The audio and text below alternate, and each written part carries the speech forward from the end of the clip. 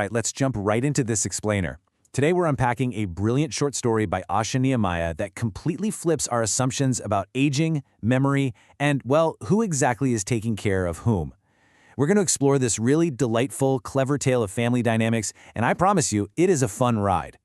We're kicking things off with a simple question that actually forms the core mystery of today's narrative. When we look at the elderly, do we see them for who they truly are, or are we just projecting our own anxieties onto them? Keep that in the back of your mind as we unravel today's story. Section 1. A need for vitamin M. Improving memories? So, this opening quote from our young main character, Ravi's mother, it perfectly captures her incredibly anxious and honestly kind of infantilizing view of her father, who we just know as Grandpa. She's completely overwhelmed. In her eyes, Grandpa is losing his grip on reality and urgently needs some sort of imaginary vitamin M to fix his fading mind. To her, Grandpa is just a frail old man sitting in his rocking chair holding the newspaper, practically touching his nose. Now, to be fair, she has her reasons. You see, Grandpa recently moved into their crowded city flat because he accidentally took a double dose of his medication, and then, on another occasion, he went out for a walk and totally forgot his way back home. Because of that, his daughter has basically placed him under strict 24/7 surveillance. But as we'll see, there is a very different side to this supposedly helpless grandfather. Section 2. The Chess Master's Ploy, a game of wits. Here's where it gets interesting.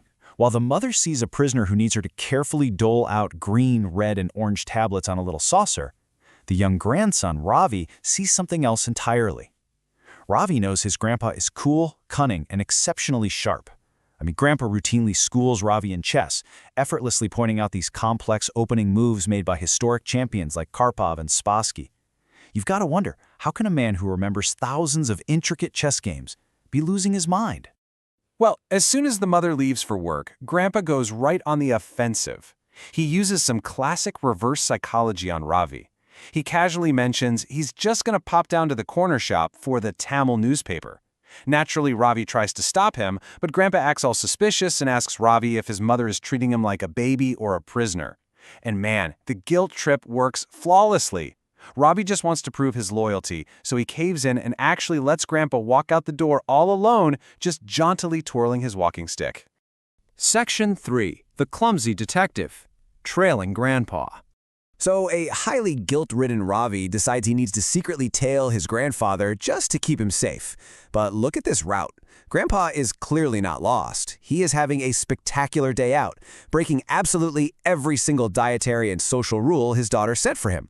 First, he hits the children's park for peanuts, then over to the tea stall, then dodging into a barber's shop, getting hilariously evicted from a ladies' hairdressing salon by mistake, and finally making this brisk, purposeful walk right to the bus stop. And meanwhile, Ravi thinks he's this super stealthy spy, but in reality, he is making an absolute fool of himself. He's ducking behind silver cars and an elephant-shaped bush at the park, getting totally scolded by a mother wielding an umbrella. Then he tries hiding behind a banyan tree at the tea stall and gets yelled at by street vendors who think he's trying to steal their spot. It's literally a comedy of errors. The dramatic irony here is just pure gold. Grandpa, the supposedly frail man with a failing memory, is literally having the time of his life, thriving on forbidden sugary tea, 2 whole bananas, and an ice cream. At the exact same time, Ravi, our young, spry, healthy detective, is hot, totally bothered, and having near panic attacks dodging city traffic, just trying to keep up. And the tension is about to hit a boiling point. Section 4. The Decoy Cap. A clever switch. Ravi, completely panicked at Grandpa's getting away, sprints for the bus and just barely manages to jump onto it.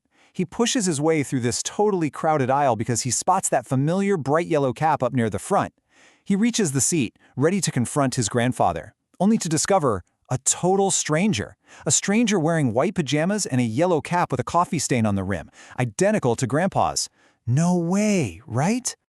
The stranger just grins at a highly confused Ravi and explains what happened. A kind, generous old gentleman at the barber shop insisted he take the cap to beat the heat. That's right. During his little detour earlier, Grandpa had deliberately handed off his hat. He actually successfully planted a decoy. Defeated and terrified that he's lost his grandfather for good, Ravi rushes home. Section 5. The Mastermind Revealed, A final surprise. He bursts through the front door, and what does he find?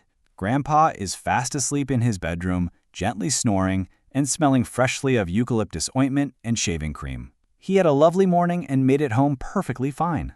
Well, when Robbie's mother finally returns from the office, she demands to know what they did all day.